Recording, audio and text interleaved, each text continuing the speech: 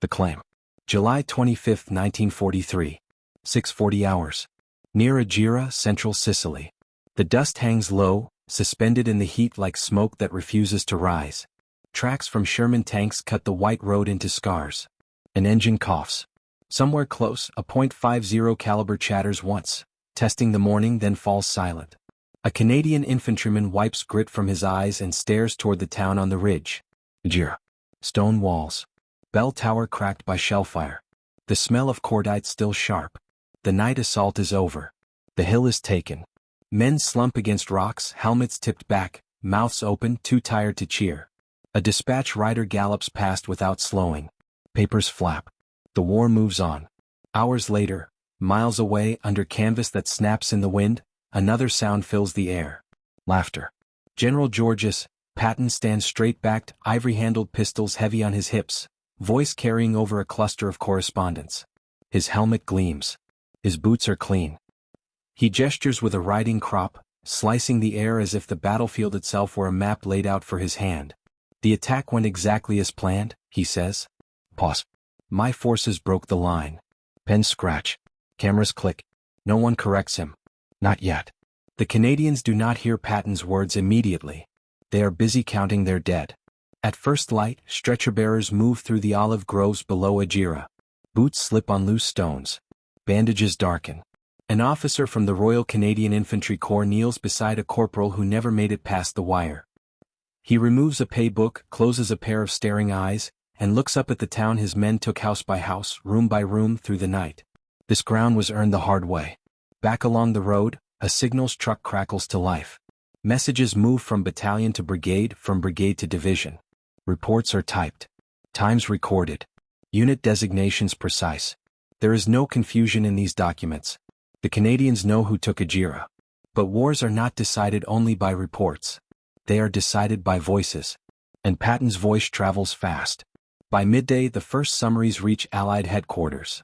They are clean, confident, unmistakable in tone. The 7th Army is advancing aggressively. Resistance is collapsing. Momentum is everything. Patton's name appears often. Too often. In Cairo, in Algiers, in forward command posts across the Mediterranean, staff officers read between the lines. The phrasing is careful, but the implication is clear. Another victory. Another aggressive thrust. Another feather in the helmet of the most flamboyant general in the American Army. A Canadian liaison officer stiffens as he reads. He flips back a page. Reads again. This isn't right. The paper doesn't lie outright. It doesn't have to. It simply omits. Units unnamed. Contributions blurred. The victory flows upward, smoothly, until it rests where Patton expects it to rest. With himself. Late that afternoon, in a shaded command tent far from the dust and blood of Agira, a tall, broad-shouldered officer sets a folder on a table and does not open it right away. General Dwight D. Eisenhower removes his glasses and rubs the bridge of his nose.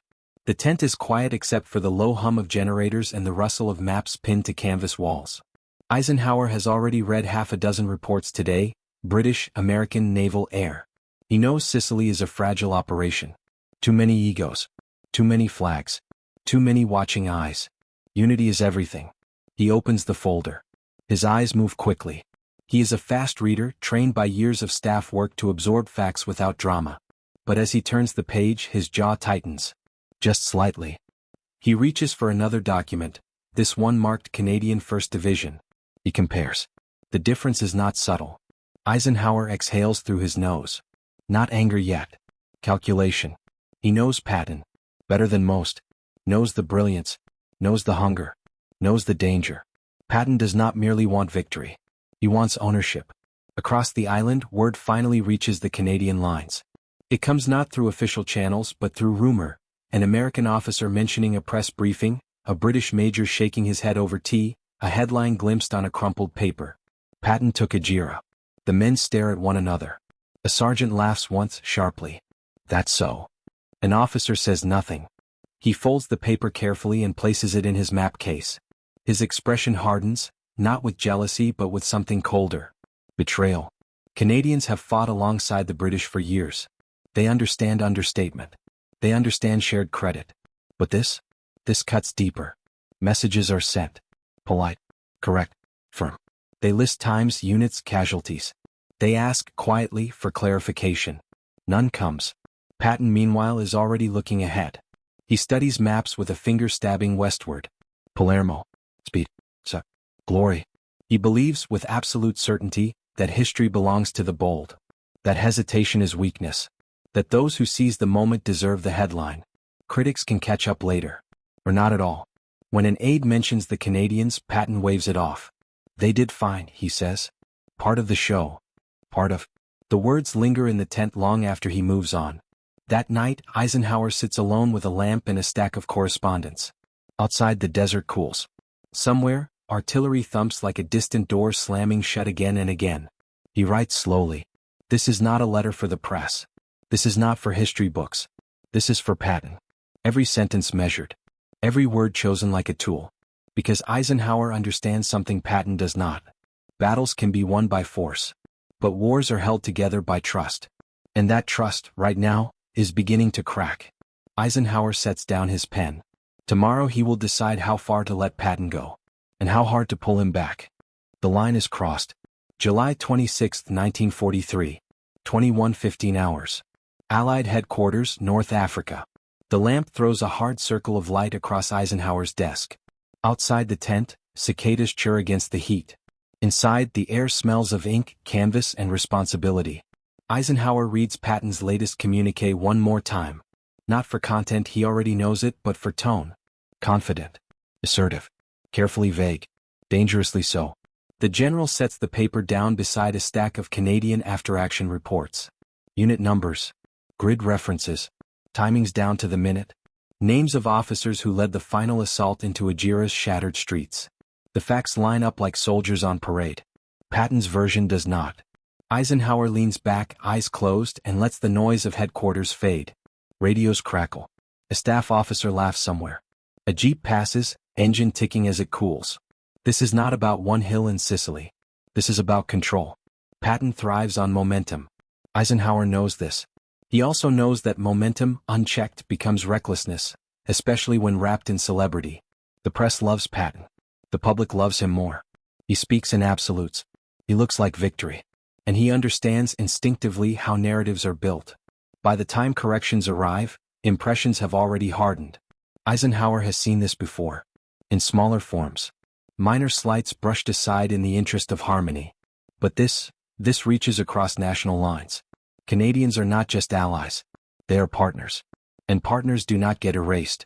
In a nearby tent, Canadian Brigadier Harry Foster stands with his arms crossed, listening to a British liaison officer speak in low tones. So it's official? Foster asks. Patton's press statement has already circulated. Foster nods slowly. He does not raise his voice. He does not curse. That restraint makes the moment heavier. My men fought for that ground, he says. They bled for it. The liaison officer hesitates. Eisenhower is aware. That is not reassurance. Not yet. Foster turns away, staring into the dark. He thinks of the infantry platoons climbing under fire. Of the mortar bursts that walked toward them across open ground. Of the radio calls that cut out mid-sentence. And then he thinks of the headlines. Patton, meanwhile, is enjoying dinner. A folding table. A bottle of wine liberated from somewhere Italian. A group of senior officers trading war stories. The atmosphere is relaxed, almost celebratory. Someone mentions Eisenhower. Patton grins. Ike's a good man, he says. Knows how to run the show. But the grin doesn't reach his eyes. Because Patton knows something is coming. He always does. Back at headquarters, Eisenhower finally writes. Not a rebuke. Not yet. He drafts a message asking for clarification. Polite. Professional. A chance, for Patton, to step back on his own. The cable is short. Deceptively so. It notes discrepancies between field reports and public statements. It references Canadian units by name. It asks, simply, for confirmation. Eisenhower signs it and hands it to an aide. Send it immediately. The aide salutes and disappears into the night. Eisenhower remains seated, staring at the empty space where the paper lay. He has given Patton an opening. Whether Patton uses it will tell him everything. The response arrives faster than expected. Too fast. Patton's reply is crisp, confident, and utterly unapologetic. He emphasizes operational control. Mentions coordination. Uses phrases like under my direction and within 7th Army objectives. Technically accurate. Morally evasive. Eisenhower reads it once. Then again. This time his jaw tightens visibly. There it is. Patton is not backing down. Across Allied circles, the tension becomes noticeable. British officers murmur. Canadian staff grow colder. Small moments, missed handshakes, curt exchanges, signal a deeper fracture. Unity is fraying at the edges. Eisenhower feels it in every briefing. The war cannot afford this. He cannot afford this. And neither, ultimately, can Patton. That evening, Eisenhower calls for a private meeting. No aides. No stenographers. No witnesses. Just 2 generals. The time and place are chosen carefully. A forward command post close enough to the action to remind Patton what is at stake, far enough from the press to keep the confrontation contained. Word reaches Patton quietly. The summons. He reads it, then folds the paper and slips it into his pocket. His expression does not change. But something flickers behind his eyes. Anticipation, perhaps. Or defiance. He adjusts his helmet in a mirror. Straightens his jacket. Fastens his pistols. Patton does not fear confrontations. He believes he wins them. The road to the meeting site winds through bomb-scarred countryside. Patton's staff car kicks up dust as it moves, headlights dimmed. The driver says nothing. No one does. Patton watches the terrain roll by and thinks of speed. Of glory. Of how history remembers men who hesitate, and men who don't. He tells himself that Eisenhower needs him. That the war needs him. That everyone else will catch up. Eventually. Eisenhower arrives first. He stands alone beside a table set with maps and reports, hands clasped behind his back. His posture is calm. Deliberate. There is no anger on his face, only resolve. This meeting will not be loud. It does not need to be. He hears the engine before he sees the car. Dust rises. Headlights cut through the dark. Eisenhower does not move. Patton steps out, boots crunching on gravel. The 2 men lock eyes. For a moment, neither speaks. The war holds its breath. The confrontation. July 27, 1943. 22:03 hours. Forward Allied Command Post, Sicily. The night air is cool now, carrying the smell of dust and crushed wild herbs. A single lantern hangs from a tent pole, its flame twitching with every breath of wind. Shadows stretch long across the ground, warping boots and bodies into something larger than life. Patton stops 3 paces from Eisenhower. No salute. None is needed. Eisenhower gestures to the table. Maps of Sicily are spread flat, held down with ammo boxes and stones. Red grease pencil arrows slash across the island. American thrusts, British advances, Canadian axes of attack. Patton's eyes flick over them instantly. He knows maps. Knows how to read intention from pressure points. Eisenhower does not sit. Neither does Patton. For a moment only the lantern speaks. Eisenhower breaks the silence. George, he says evenly, using the familiar name with purpose. We need to talk about Agira. Patton's jaw sets. Not surprise. Not confusion. Recognition. Yes, sir, Patton replies. Respectful. Controlled. A successful operation. It was, Eisenhower says. And it wasn't yours. The words land softly, but they land clean. Patton's eyes narrow just a fraction. The operation was conducted under 7th Army control. Eisenhower nods. Operational control is not the same as operational credit. He reaches down and taps a report with 2 fingers. Then another. And another. Canadian 1st Division, he continues. Royal Canadian Infantry Corps. Time night assault. Close quarters fighting. Heavy casualties. Patton does not look at the papers. I coordinated the advance, he says. I set the objectives. You set the boundaries, Eisenhower corrects him. They took the ground. The lantern flickers. Patton exhales slowly through his nose. Sir, he says, choosing his words, the press simplifies. They always do. Eisenhower's eyes lift. They simplify what you give them. The sentence is quiet. But it carries weight. For the first time, Patton shifts his stance. His boots grind slightly against the dirt. He hooks his thumbs into his belt, pistols gleaming faintly in the lantern light. You know as well as I do, Patton says, that momentum wins wars. Confidence. Image. The enemy watches our every move. And so do our allies, Eisenhower replies. Patton hesitates. Just a heartbeat. Eisenhower steps closer to the table. This is a coalition war, he says. Not an American one.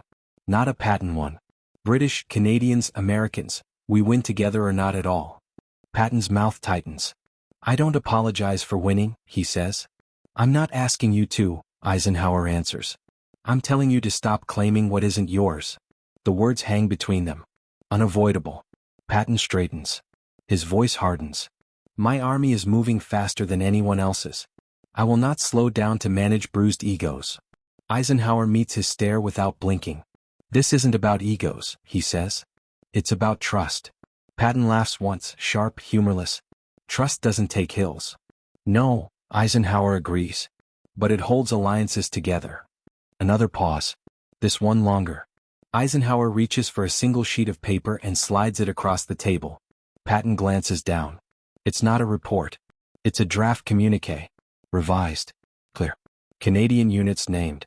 Contributions specified. Language precise. Unmistakable. This goes out tomorrow, Eisenhower says.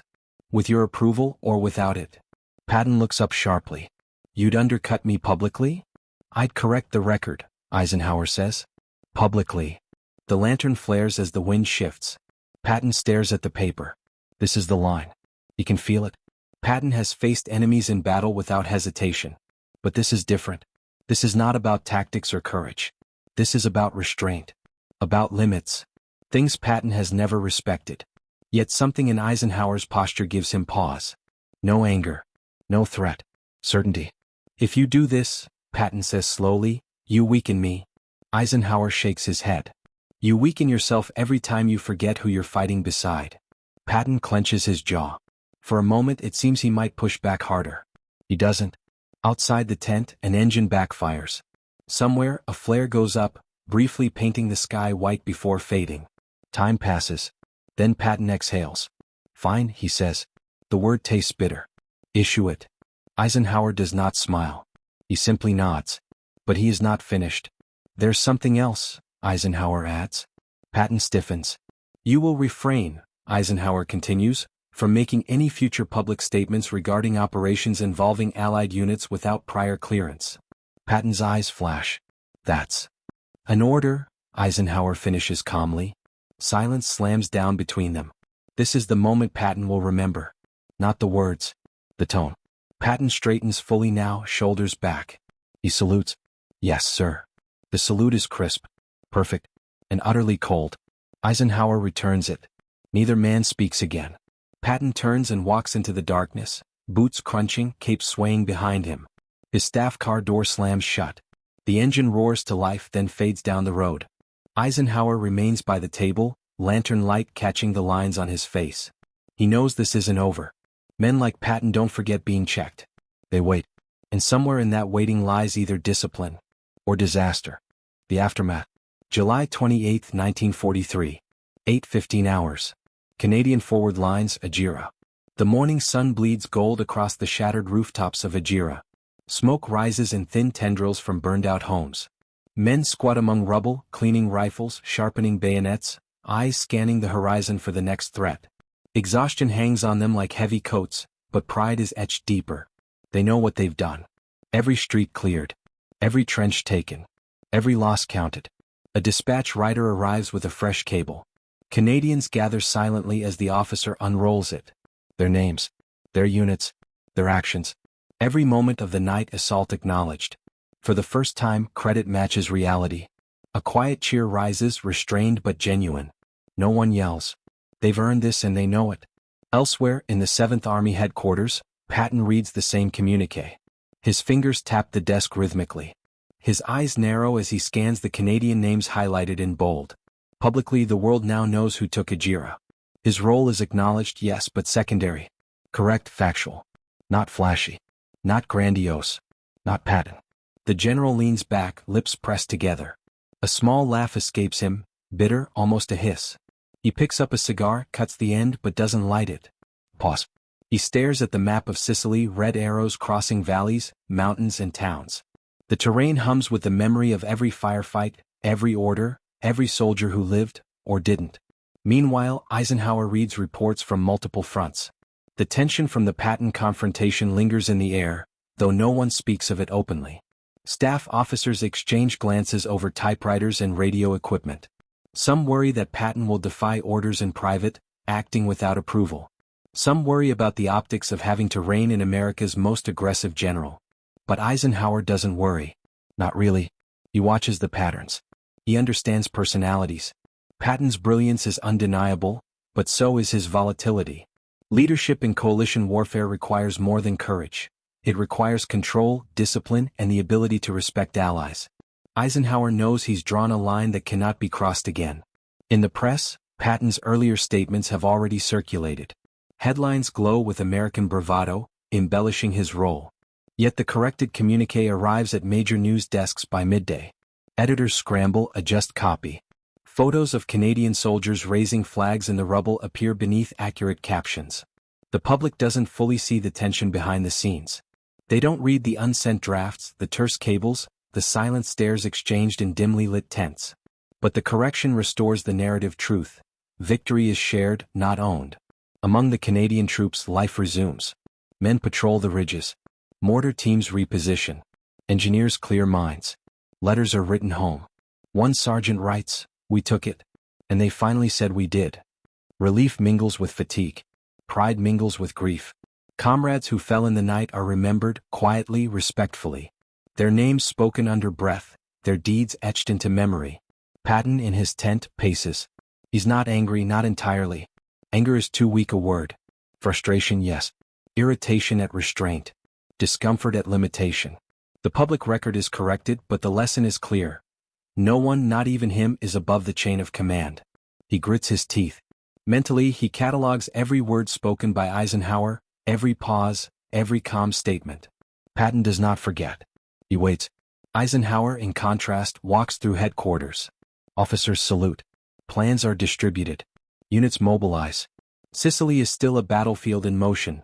Palermo looms ahead, German resistance stiffens, but the crisis of credit has been managed.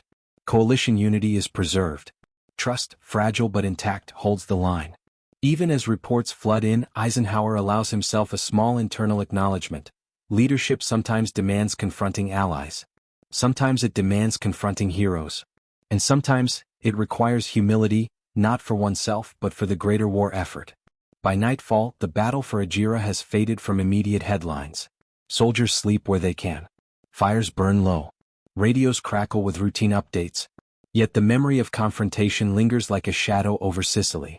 Patton sits alone, maps spread wide. The hum of the generator punctuates the silence. The lesson is clear. Victory can be orchestrated, but it cannot be claimed alone.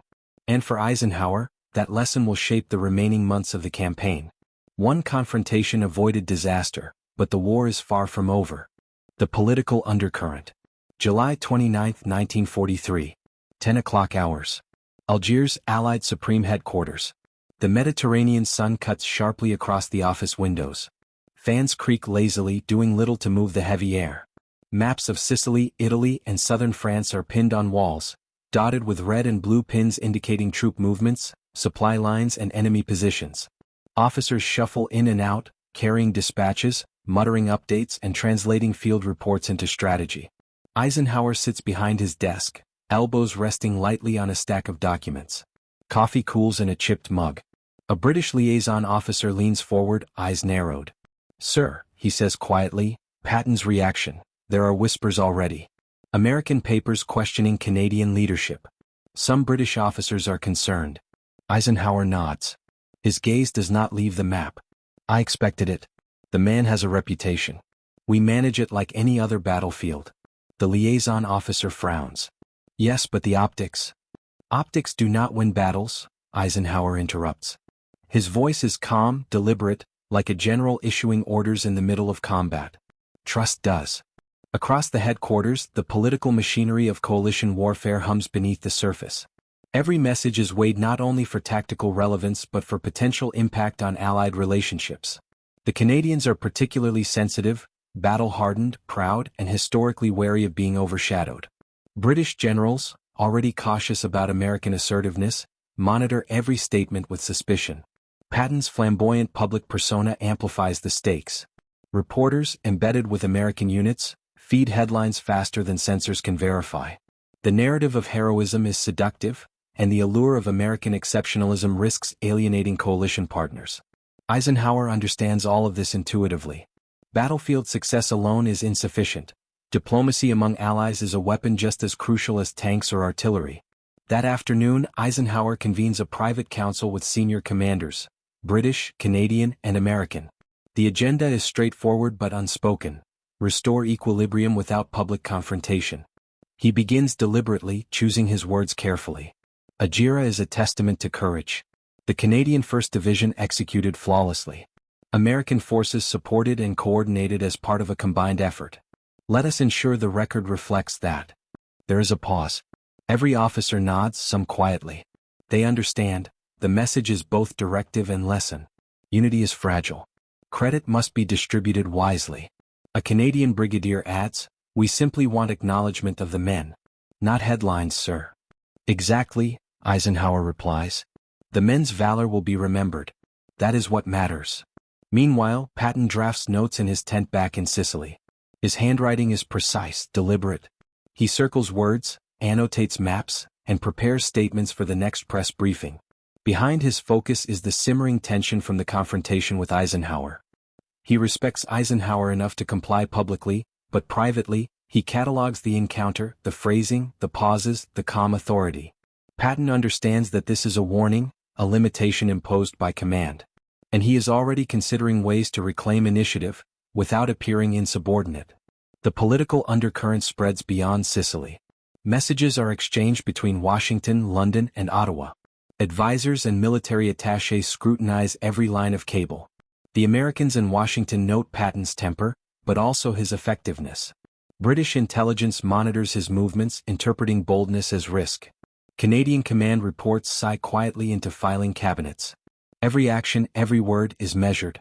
The war is not only fought on hills and in towns, it is fought in offices, in cables, in whispered debates behind closed doors. By evening, the coalition begins to settle. Canadian units are acknowledged publicly. Newspapers publish corrected reports. Press releases emphasize coordination rather than singular heroics. Allies feel respected. Tension diminishes, but only slightly. Eisenhower walks through the corridors of headquarters, observing quietly. Officers greet him with careful respect. Some wonder what the general thinks of Patton. Eisenhower thinks less about personality, more about outcome. He knows that managing Patton is ongoing, like handling a live wire, essential, delicate, and always requiring vigilance. Patton, in his tent, lights a cigar. Smoke curls upward, catching the lantern light. His eyes scan the maps, glinting with determination. The confrontation is resolved for now. But he will not forget the lesson. And somewhere in the depths of both men, a quiet war of strategy, personal, psychological, political, continues, unseen but as potent as the battles on the ground. Lessons in Leadership. July 30, 1943. 7 o'clock hours. Sicily, Allied Forward Command. The dawn paints the Sicilian hills in a soft orange glow, the ruins of Agira casting long shadows across olive groves. Soldiers rise from makeshift tents, stretching cramped limbs and inspecting weapons. The silence is broken by the occasional hum of jeeps and the distant echo of artillery testing ranges further inland. Eisenhower moves quietly among the command posts. He stops at a communications tent where staff officers monitor coded radio transmissions. Maps are spread across tables. Lines of red and blue denote shifting fronts. Reports from the Canadian 1st Division are neatly stacked, annotated with precise times and casualty counts. Every detail matters. Every record a testament. Leadership, Eisenhower reflects, is measured in these small, often unseen acts. Ensuring credit is given where due, maintaining alliances under strain, controlling egos that could fracture cohesion. It is far from glamorous. Far from public attention. And yet it is as crucial as any victory on the battlefield. In contrast, Patton is already briefing his staff. His movements are brisk, hands slicing the air, voice clipped and authoritative. He speaks of speed, of aggression, of striking fear into the enemy before they can consolidate. Yet the shadow of the previous confrontation lingers. His tone is sharper, almost restrained, a subtle acknowledgement of limits imposed by command. The general knows that unchecked brilliance can become a liability. That leadership is not only about audacity but also about timing and discretion. A lesson he has absorbed reluctantly. In the Canadian lines, morale is bolstered not by awards or headlines but by acknowledgement. Officers praise their men personally. Soldiers nod, reload, march and dig. The unity forged through hardship is reinforced by recognition. Eisenhower's intervention, swift, quiet, firm, has preserved that trust. It is a reminder that the measure of leadership extends beyond individual prowess. Victory depends on cohesion, on respecting allies, on maintaining the delicate balance between boldness and obedience. Back at Forward Headquarters, Eisenhower gathers senior commanders for a strategic briefing. His voice is calm, deliberate, and commanding. Coalition warfare demands discipline not only on the battlefield but also in the narrative we present. Credit is not a personal trophy, it is a reflection of truth. Let this be remembered as we advance further into Sicily and beyond. His words resonate silently across the room. Generals nod, aides scribble notes, and the officers, American, British, and Canadian alike, internalize the lesson. History will remember the deeds but only if trust is preserved. Patton, alone later that evening, lights a cigarette and stares at maps spread across his tent. He understands the correction will not diminish his tactical genius, but it has taught him a subtle, uncomfortable truth. Even the most brilliant generals operate within a framework larger than themselves. It is a lesson in restraint, a lesson in humility, and a lesson that will shape his decisions in the coming campaigns, both on the battlefield and in the corridors of command. The sun sets over Agira. Shadows lengthen, the ruins glow amber. Soldiers settle into uneasy rest, the air still heavy with dust and memory. The confrontation between Patton and Eisenhower has passed, but its impact echoes through every chain of command, every line of communication, every soldier who fights not just against the enemy but alongside allies. Leadership, Eisenhower knows, is as much about shaping men and alliances as it is about capturing hills. And the war, he understands, will be won, or lost, by those who understand both. Yet even as calm returns, Patton's mind races. He already contemplates the next engagement, the next opportunity to assert initiative, the next headline. For him, the Battle of Agira is over. But the war of personalities, of ambition, and of strategy has only just begun.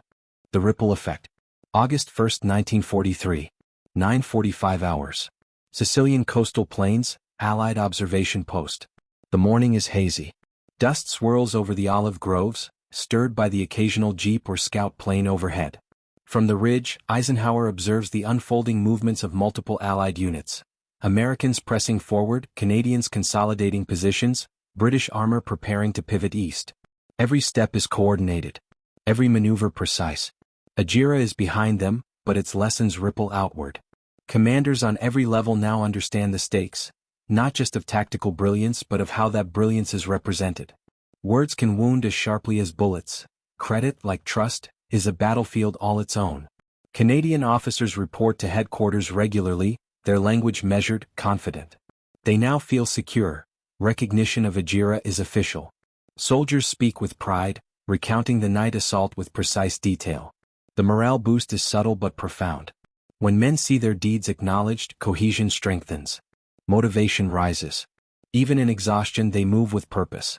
Eisenhower watches these reports with a quiet satisfaction.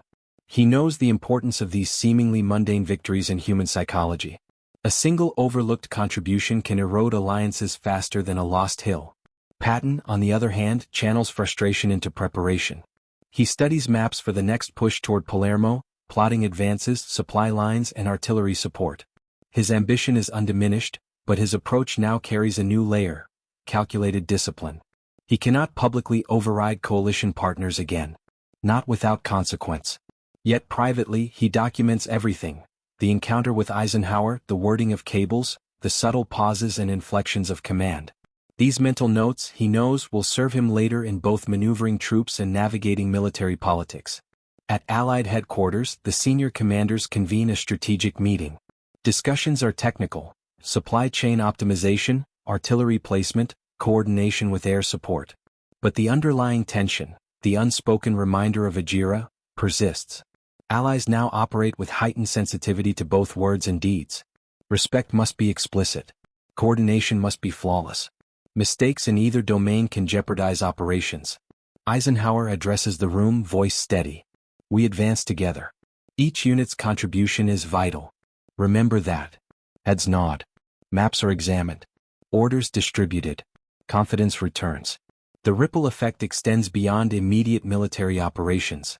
Correspondence between Washington, London, and Ottawa reflects subtle but important changes. Messages are more careful, acknowledging the contributions of coalition forces explicitly. Editors adjust language. Analysts scrutinize phrasing. The reputation of Canadian troops rises in Allied eyes, while American command learns a lesson in restraint. Patton reads these reports and sighs. Publicly, the situation is corrected, but he senses that future communications will always carry a layer of oversight. His freedom to shape the narrative is checked, but his ability to maneuver tactically remains intact. As evening descends, Ajira's hills glow in amber light. Soldiers return to bivouacs. Engineers clear rubble. Radios crackle with routine updates. The confrontation has passed, but its echoes linger in every chain of command, every press release, every strategic calculation. Leadership is not only about decisions on the battlefield. It is about understanding personalities, managing ambitions, and preserving alliances. The Ajira incident becomes a case study, quietly absorbed by officers across the Mediterranean theater. In the quiet of his tent, Eisenhower reflects on the confrontation. Patton's brilliance is undeniable but unchecked. It can threaten the unity of the coalition. Managing talent, even genius, requires firmness tempered with respect. The balance is delicate, and the war will demand it again and again. Patton, meanwhile, stares at the horizon, cigar smoke curling around lantern light. The lesson is bitter but clear.